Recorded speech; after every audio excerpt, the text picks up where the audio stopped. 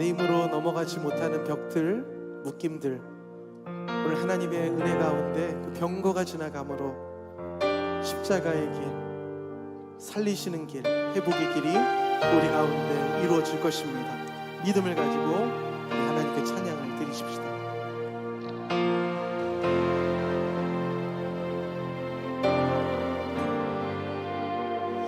You are here, moving in our midst. I worship you, I worship you. You are here, working in this place. I worship you, I worship you. You are here, you are here, moving in our midst. I worship you, I worship you, I worship you.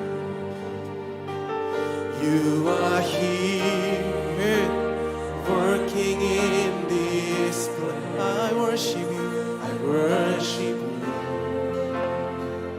I worship you. Waymaker, miracle worker, promise keeper, light in the darkness. My God, that is who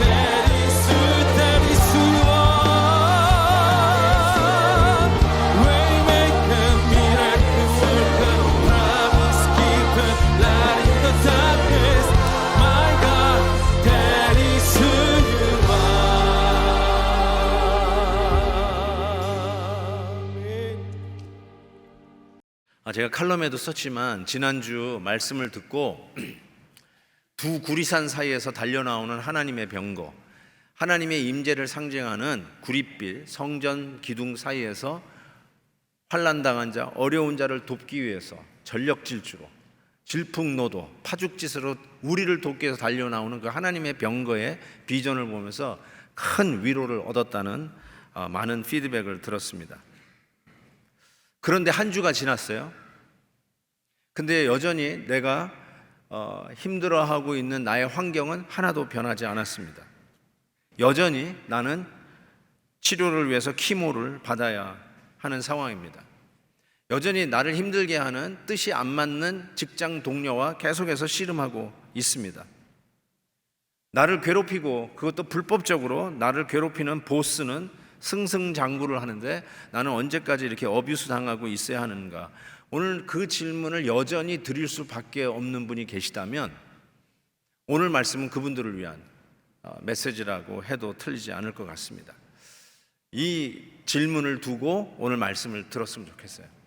먼저 오늘 말씀이 그냥 여러분 같이 교독을 했지만 읽으면서 확 내용이 들어오는 그런 쉬운 본문은 아니에요. 그래서 먼저 내용 파악을 하기를 원합니다.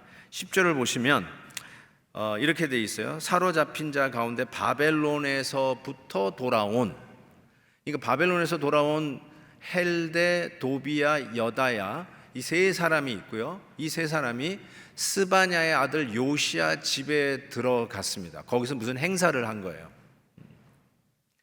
여기서 이 세 사람은 누굴까? 저는 이렇게 생각합니다. 아직 포로된 자에서 조국으로 돌아오지 않았던 사람들, 아직도 그 바벨론에 너무 오랫동안 70년이 지났잖아요. 우리 6.25 전쟁이 끝난 지 70년이 됐듯이 이제 70년이 된 그 땅에서 정착한 사람인데 성전을 짓는다니까, 돌아간 자기들의 동포들이 성전을 짓는다니까 사절단이라고 할까요? 바벨론에서 이 세 사람이 왔는데 요시야 집에 들어가서 어떤 행사를 하고 있는 것 같습니다. 이 요시야가 누군지도 솔직히 잘 모릅니다. 그런데 스바냐의 아들이라고 이야기를 해주는데, 만약에 스바냐가 성경에 기록된 그 스바냐가 맞다면 힌트가 있어요. 바벨론 포로로 잡혀갈 때 잡혀간 명단들이 성경에 나옵니다. 열왕기 하 보시면 시위대장이 대제사장 스라야와 그 다음에 여기 보세요, 부제사장 스바냐와 성전 문지기 세 사람을 사로잡아 갔다고 이렇게 써 있어요. 만약에 여기서 나오는 스바냐가 그 스바냐라면 요시야는 틀림없이 자기 아버지 부제사장 밑에서 제사장 수업을 잘 받은 아들이고 1차 포로 귀환 때 조국으로 돌아와서 성전을 재건하는 이 사명에 직접 간접적으로 애쓰고 있는 부제사장격 요시야였을 거라는 생각이 듭니다. 바로 그 요시야 집에서 들어가서 바벨론 사절단이 무슨 상징적인 행사를 하는 것은 굉장히 의미가 있어 보입니다. 제가 왜 상징적이라는 말을 썼냐면 그들이 가지고 온 것이 은과 금을 가지고 왔어요. 빈손으로 온 게 아니라 은과 금을 모아가지고 왔다는 사실입니다. 은과 금을 가지고 온 게 왜 상징적이냐? 여러분, 출애굽기 백성이 애굽에서 나올 때 은과 금을 가지고 나왔어요. 그것은 새 일을 행하는 데 어떤 기대와 소망을 상징적으로 표현하는 게 은금을 가지고 나왔다고 그래요. 예수님이 탄생하셨을 때 동방에서 박사들이 와서 황금, 유황, 몰약으로 경배를 했어요. 메시아가 왔을 때 뭔가 새 것에 대한 기대에 항상 은, 금, 부 이런 것들이 등장을 합니다. 심지어는 유다 나라가 망하기 전 너희들 바벨론으로 포로로 잡혀갈 것이고 다시 돌아올 것을 예언했던 이사야서에 이런 말씀이 있어요. 한번 보시면 눈을 들어 사방을 보라, 무리가 다 모여 내게로 오느니라. 네 아들은 먼 곳에서 오겠고 이것 잘 기억하세요. 내 딸들은 안기어 올 것이라. 그때 내가 보고 기쁜 빛을 내며 내 마음이 놀라고 또 화창하리니 이는, 자 보세요, 바다의 부가 네게로 돌아오며 이방 나라들의 재물이 네게로 옴이라. 그리고 허다한 낙타 미디안과 에바의 어린 낙타가 네 가운데서 가득할 것이며 스바 사람은 다 금과 유황을 가지고 와서 여호와의 찬송을 전파할 것이라. 포로 잡혔다가 돌아온 후에도 금과 유황이 유입이 되는 것을 이야기하는데, 이것은 새 것에 대한 어떤 기대를 자아내기에 충분합니다.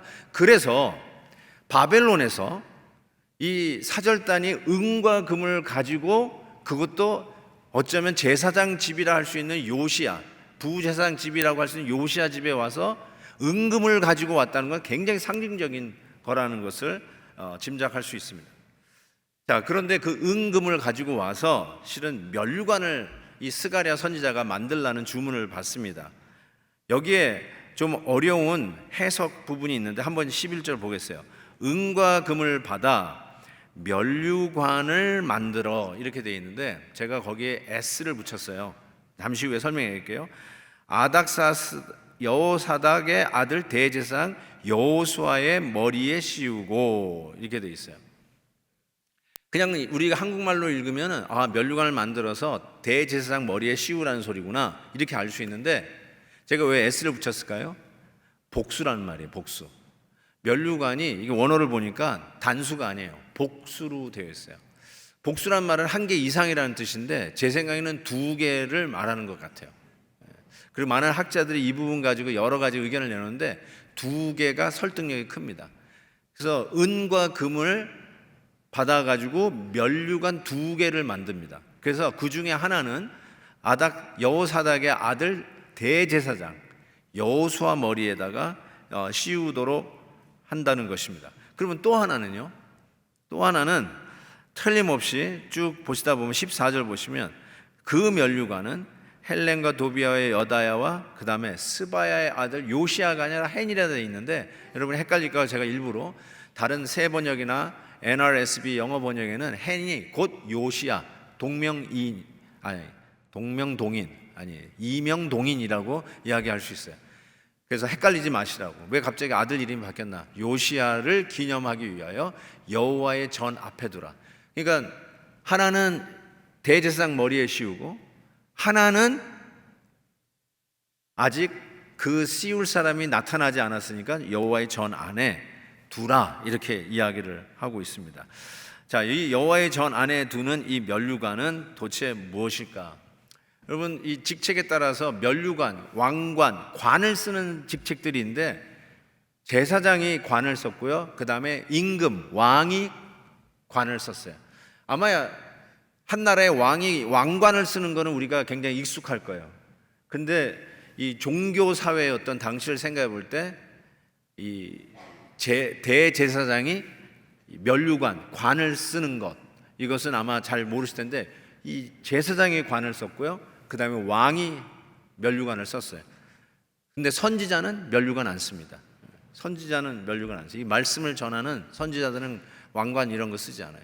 근데 제사장과 왕은 쓰는데 보세요. 면류관이 복수라고 그랬잖아요. 두 개를 만들었으면 은금을 가지고, 은으로는 어쩌면 제사장의 면류관, 금을 가지고는 왕의 머리에 씌워야 되는데 왕이 아직 나타나지 않은 거죠. 어쩌면. 그런데 이 왕이 누구냐 상징하냐 보니까 싹이라 이름하는 사람이 등장해요. 싹이라 이름하는 사람이 나타나서 여호와의 전을 건축하는데 이 사람에게 이 왕관을 씌우는 거죠. 그거는 아직 싹이라고 이름하는 자가 나타나지 않았으니까 여호와의 전에 두는 거죠. 나타날 때까지. 자, 그러면 좀 의미가, 이제 내용이 좀 여러분이 이해가 될까? 지금 그런 내용이구나 생각을 할 텐데, 도대체 그러면 이 싹이라 이름하는 자가 누구일까라는 생각을 해보게 됩니다. 싹, 영어로는 the branch, 근데 한국말로는 싹이라고 번역했는데 저는 싹이라는 번역이 아주 잘 된 것 같아요. 영어로 다시 얘기하면 branch보다는 bud 혹은 sprout, bud. 우리가 뭐라고 얘기하죠? 싹이 노랗다 할 때 나오는 얘기, 그 싹. 조금 더 얘기하면 싹수가 노랗다 할 때 쓰는 말, 싹, 그 싹이요. 새롭게 피는 싹. 은금을 가지고 면류관을 만들면서 새 일에 대한 기대를 갖듯이 봄에 새싹이 돋을 때, 야, 이 싹을 보면서 여름에 꽃이 피고 향기가 나고 풍년이 들고 새날에 대한 기대감이 크잖아요. 그런 의미에서의 싹, 이 싹이라고 이름하는 자가 등장하는데, 도대체 이 싹이라고 이름하는 자가 누구일까요? 누구를 상징할까요? 성경에 예레미야에 보니까 이 말이 나와요. 잘 보세요. 여호와의 말씀이라, 보라 때가 이르르니 내가 다윗에게 한 의로운 가지, 여기서 가지라고 번역했는데 영어로 a righteous branch.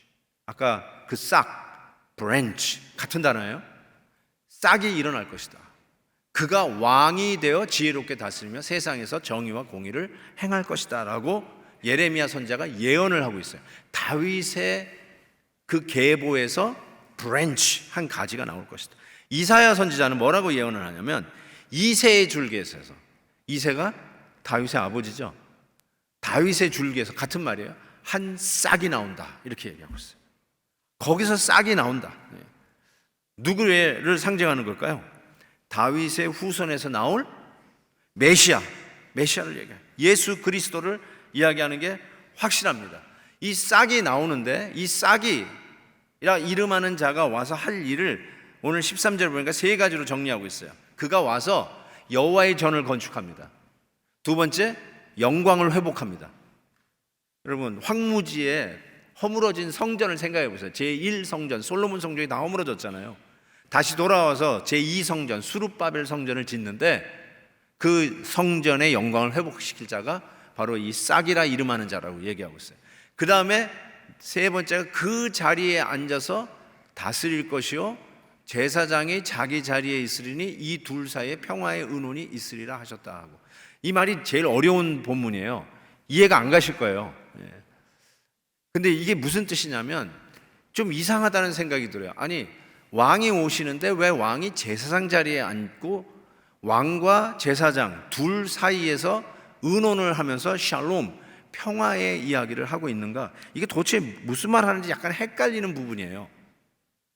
왜 헷갈리냐면요, 이스라엘 백성들에게는 왕은 왕이고 제사장은 항상 제사장이었어요. 근데 왕이 제사장 역할을 하려고 탐을 하면 반드시 저주를 받았어요. 대표적인 예가 누굴까요? 제사장 흉내내다가 누구죠? 사울 왕이었어요. 맞았어요. 사울 왕이 그 당시 선지자이며 제사장이었던 사무엘을 기다리지 못하고 자기가 제사장만이 할 수 있는 일을 합니다. 그게 사무엘상 13장에 나오는데, 그 일을 할 때 하나님께서 네가 내 앞에서 범죄했다라고 이야기를 합니다. 그리고는 결국은 그는 왕좌에서 물러납니다. 왕이 제사장 흉내 내면 물러나게 돼 있어요. 또 한 사람이 있어요. 우시야 왕이라고 있어요. 우시야 왕은 굉장히 성공한 왕, 세상적으로 얘기하면 나라를 강건하게 세운 왕이었어요. 근데 이 왕이 제사장이 하는 분향하는 일을 자기가 하려고 그래요. 그래서 당시 제사장 아사랴가 말립니다. 왕이요, 그거 하시면 안 됩니다. 이거 제사장이 할 일이에요. 그럴 때 그럼에도 불구하고 웃기고 있네. 그러면서 이 우시야 왕이 내가 못할 일이 뭐가 있어 하면서 향로를 잡고 분향을 합니다. 그래가지고 생긴 일이 뭔지 아세요? 우시야 왕이 나병에 걸려버려요. 이마에 나병이 나버려요. 성경은 겹치는 것, 왕이 제사장 흉내 내는 거를 금해요. 그런데 오늘 아까 읽은 부분은 제사장 자리에 이 싹이라 이름하는 왕 중 왕으로 오실 메시아가 그 자리에 앉아서 샬롬을 얘기해요. 평화를 얘기해요. 뭔가 오발랩되는 느낌이 들어요. 이분은 왕이면서 제사장 역할을 하는 자라는 묘한 오발랩이 오늘 본문이 우리에게 주는 메시지야. 그래서 약간 이상했을 거예요. 제사장은 제사장이고 왕은 왕인데 이 왕으로 오실 싹이라 이름하는 자가 제사장 역할도 하는 모습으로 오발랩되기 때문에 약간 의미가 확 들어오지 않았던 것 같아요. 근데 참 희한한 것은 앞으로 오실 메시아에 대해서 시편 110편, 소위 메시아 싸움이라고 부르는 그 시편에서 이렇게 예언을 하고 있어요. 잘 보세요. 여호와께서 시온에서부터 주의 권능의 규를 보내시리니. 권능의 규라는 말이 지팡인데 임금이 잡고 있는 권위의 지팡이를 얘기합니다. 아, 임금이 오시는구나. 왕이 오신다는 거예요. 근데 그 왕이, 잘 보세요. 주의 권능의 날에 주의 백성이 거룩한 옷을 입고 즐거이 헌신하니 새벽 이슬 같은 주의 청년이 주께 나오는도다. 여호와는 맹세하고 변하지 아니하시리니 이르시기를 너는, 여기 보세요, 멜기세덱의 서열을 따라 영원한 제사장이라 하였도다. 앞으로 오실 이 새싹이라고 이름하는 자가 메시아가 오시는데, 그는 왕으로 오시는데, 규를 가지고 오시는데 영원한 제사장이라. 그래서 멜기세덱의 서열, 멜기세덱의 족보, 멜기세덱의 반차를 쫓아온다고 이야기를 하고 있어요. 원래 제사장은 레위 서열에서 와야 돼요. 그렇죠? 그럼 왕은요, 유다 서열에서 와야 돼요.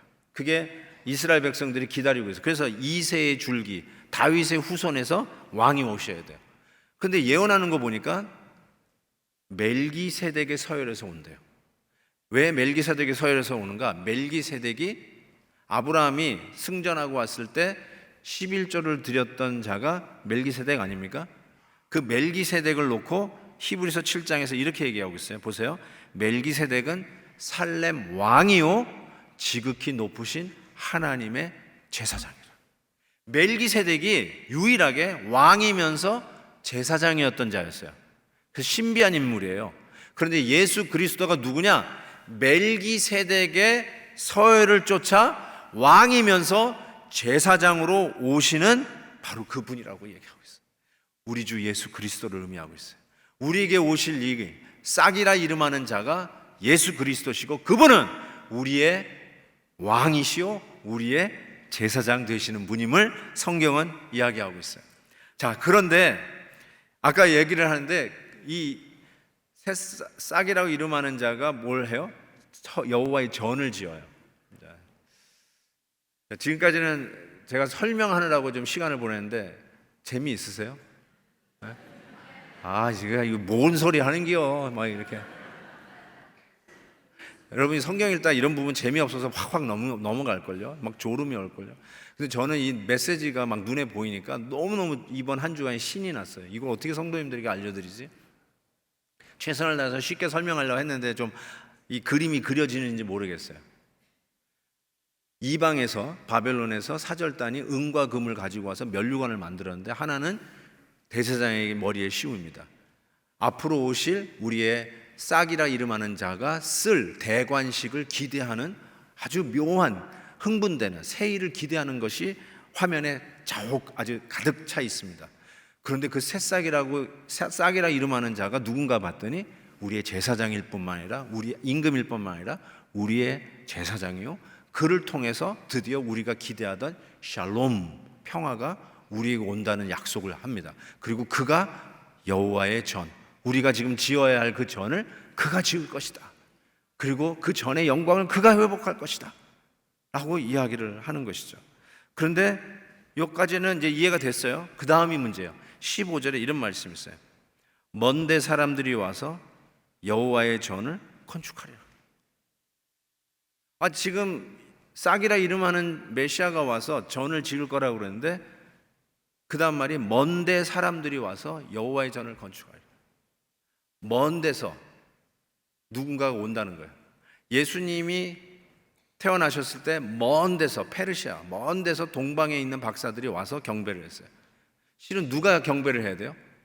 메시아를 기다리던 유대 백성들이 경배를 해야 되잖아요. 그런데 먼 데 사람이 와서 예수 그리스도를 왕으로 모십니다. 이런 아이러니가 어디 있어요? 그런데 이 먼 데서 온 사람들은 저는 이렇게 봅니다. 첫째로 이방인들이에요. 이방인. 원래는 유다 사람들이어야 돼요. 유다 사람들이 지금 전을 짓는 사명을 받았잖아요. Rebuild, Return and Rebuild, R&R 시리즈가 그거 아니에요? 우리가 짓자. 우리가 믿음의 집을 짓자. 우리가 여호와께 돌아오자. 다시 신앙을 회복하자.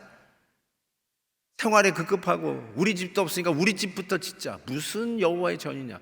그렇게 이야기하고 있는 버려진 그 땅에서 지금 싹이라 이름하는 자가 올 터인데 그가 여호와의 전을 질 것이라고 약속해 주신데 갑자기 먼데 사람들이 여호와의 전을 지을 것이라고 얘기하는데 먼데 사람들이 누구냐? 이방 사람들이구나. 우리가 아니구나. 기득권자들이 아니구나. 유대 사람들이 짓는 게 아니라 먼 데서 오는 이방인들이 성전을 짓는다는 거예요. 이 성전 입구에 뭐라고 써 있는 줄 아시죠? 개와 이방인은 출입 금지. 이방인은 성전에 못 들어가요. 그런데 그 이방인들이 여호와의 전을 짓는다는 거예요. 개 취급당한 자들이 이 먼 데서 온 이방인이에요. 저 사람 누구야? 신경 쓰지 마. 별 볼 일 없는 사람이야. 맞아요. 그 사람이 먼 데서 온 사람들이에요. 저 사람이 뭔데 앞에서 이렇게 막 활기치고 다녀? 신경 쓰지 마. 별 볼 일 없는 사람이야. 가치가 없는 사람이야. 신경 안 써도 돼. 맞아요. 그런 사람이 먼 데서 온 사람들입니다. 무시당한 사람, 제외된 사람, 열외, 할례 받지 아니한 사람. 너무 힘들고 어려워서 평생 소원이 뜨끈한 밥 한 공기 먹어보는 게 소원인 사람. 그런 사람들이 멀리서 온 사람이에요. 어디 출신인데 야 그곳에서 무슨 선한 것이 나오겠느냐. 만약에 있다면 개천에서 용났겠지. 개천 취급받는 출신, 그 사람들이 저 먼 데서 온 사람이라고 이야기할 수 있을 거예요. 나라를 잃어버린 사람들, 나라를 잃어버릴 뻔했던 우리들, 그리고 아무도 도와줄 수 없는 정말 하늘만 바라다보고 이곳에 이민을 온 이민자들. 그래서 내가 배운 전공을 살리기보다는 일단 막노동부터 하드 레이버, 블루 칼라 레이버부터 뛰어들어서 소위 개척을 해 나갔던 이민자들, 그들이 먼 데서 온 사람들이에요. 지금도 의지할 바 없고 지금도 영어도 잘 못하지만 그래도 주의를 지키며 예배를 드리는 자들, 그들이 먼 데서 온 자들이에요. 건강한 자들이라기보다는 건강을 잃어버린 자들이 먼 데서 온 자들이에요. 아까도 얘기했죠. 키모를 받고 이제 어느 정도 낫다라고 생각했는데 5년 만에 의사에게 듣습니다. 암이 재발했습니다. 그 이야기를 듣고 망연자실하고 있는 사람, 그런 자들이 먼 데서 온 사람들이에요. 해도 너무한다. 하는 일마다 안 되고 이번에도 직장에서 레이오프 당하고 비즈니스 하나 말아먹고 나는 뭐 해야 되나 하고 속수무책인 분이 혹시 이 자리에 있다면 그분들이 먼 데서 온 사람들이에요. 어쩌면 재산을 가지고 나가서 그걸 다 탕진해버리고 아버지 집뿐이 없다 해가지고 돌아오는 탕자, 그 탕자가 먼 데서 온 사람이에요. 근데 하나님께서 이렇게 얘기하는 거예요. 그 먼 데서 온 사람들이 여호와의 전을 짓는데요. 원래 누가 지어야 돼요? 집을 안 나간, 한 번도 나간 적이 없는 큰아들이 지어야 되잖아요. 유대인들이 지어야 되잖아요. 그 자리에 와 있는 유대인들이 지어야 되잖아요. 근데 자기 밥 먹고 바쁘다, 내 집 짓기 바쁘다 그러면서 신앙의 집을 짓는 일을 등한시하고 있는 유대인들, 그들이 여호와의 전을 짓는 게 아니라 이방 먼 데서 어디 출신인지도 모르고 힘도 없고 나약하고 실패하고 어디에 기댈 데도 없고 자기 몸 하나도 제대로 간수하지 못하는 사람들, 먼 데 있는 사람들, 그 사람들이 여호와의 전을 짓는데요. 그래서 예수님께서 이런 말을 하신 적이 있어요. 요한복음 2장에 보니까 예수께서 이르시되 너희가 이 성전을 헐라 내가 사흘 동안 일으키리라. 내 의로, 내 잘남으로, 나의 똑똑함으로, 내 엘리트로, 내 이 명석함으로, 내가 생각하는 나의 의로 이 성전을 짓겠다고 하는데 예수님께서 그거 헐어! 그렇게 짓는 게 아니라 내가 헐어! 내가 사흘 동안에 다시 이렇게 뭘 얘기하는 거예요? 예수님께서 성전된 자기 육체를 가리켜 말씀하신 것이라 라고 21절에 말씀하지 않습니다. 예수님이 성전이에요. 내가 나를 세우겠다는 거예요. 여러분, 우리가 믿음의 집을 짓는다는 게 뭐예요? 우리 안에 예수 그리스도를 세우는 거죠. 예수님이 우리의 왕으로, 우리의 제사장으로 등극하는 그거를 우리가 세우는 거죠. 그래서 에베소서 2장에서는 이렇게 얘기해요. 그의 안에서, 성전이 되신 예수님 안에서 건물마다 서로 연결되어 주 안에서 우리가, 저와 여러분이, 먼 데서 온 우리들이 성전이 되어가고, 우리가 성전이 되어간대. 고린도 후서에서는 사도 바울이 이렇게 얘기해요. 우리는 살아계신 하나님의 성전이라. 우리가 성전이라는 거예요. 우리가 먼데 있는 사람이지만 속수무책이고 아무 힘과 능력이 없었지만 하나님이 은혜를 베풀어 주셔서 그 은혜를 아는 자들을 통해서 믿음의 집이 지어져 가는 거예요. 그래서 여러분들이 성전이 되어가고 있는 거예요. 오늘도 그 성전을 짓고 있는 자들로 이 자리에 와 계시는 거죠. 여러분은 사람의 숫자, 넘버가 아니에요. 하나님의 성전의, 하나님의 백성의 수예요. 여러분이 지금 성전을 지어가는 자들이라는 거예요. 그래서 베드로전서에서는 너희도 산돌같이 신령한 집으로 세워지고 예수 그리스도로 말미암아 하나님이 기쁘게 받으실 신령한 제사를 드려 거룩한 제사장이 되지니라. 우리가 성전이 되었다고 말씀을 하십니다. 바로 이런 먼 데서 온 자들을 통해서 마지막 환상 계시록에서는 구원하심이 각 나라 각 족속 각 방언 먼 데서 온 자들로 총 회집이 된 그 총회가 하늘나라의 모습인 것을 가르쳐 주고 있어요. 계시록 7장 2일 후에 내가 보니 각 나라와 족속과 백성과 방언에서 아무도 능히 셀 수 없는 큰 무리가 나와 흰 옷을 입고 손에 종려가지를 들고 보좌 앞 어린 양 앞에 서서 큰 소리로 외쳐 이르되 구원하심이 보좌에 앉으신 우리 하나님과 어린 양 앞에 있도다. 아유, 감격이 돼서 그래요. 우리와 같이 먼 데서 온 자들이 6.25를 생각해 보면서 나라를 잃어버릴 뻔했던 그 기가 막힌 시련의 골짜기를 넘어서 이제는 경제 10위권 안에 들어가 있는 나라로 어떻게 K-드라마, K-팝 얘기를 해도 세계가 다 알고 이번에 부산 엑스포 유치하기 위해서 뭐 온 나라가 거기에다가 총 투자를 했는데 이야기하는 거 보니까 다 K-드라마, K-팝 얘기하더라. 그래서 사람들이 다 좋아요. 오직 하면 싸이가 나와가지고 강남 스타일. 아니 그 얘기가 통한다는 게 나는 amazing. Where are you from? From Korea.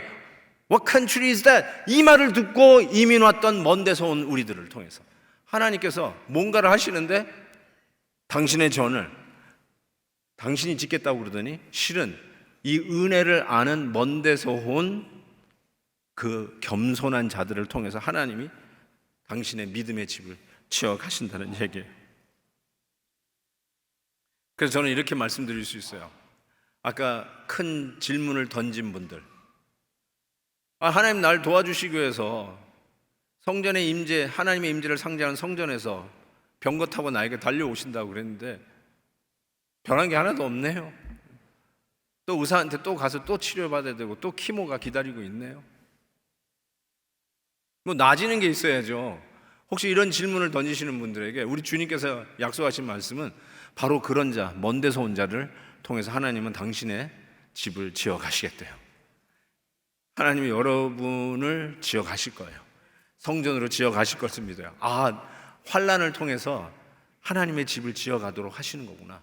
잘 나가는 사람, 환난이 없는 사람, 한 번도 감기도 안 걸려본 사람, 이런 사람들을 통해서 여호와의 전을 짓는 게 아니라 저 먼 데서 온 사람, 자기에게는 힘이 없다는 걸 아는 사람, 하나님이 은혜를 주시지 않으면 오늘 이 자리에 나와서 예배도 드릴 수 없다는 걸 아는 사람, 먼 데서 온 사람, 먼 데서 온 사람, 그런 사람을 통해서 여호와의 전을 지난다.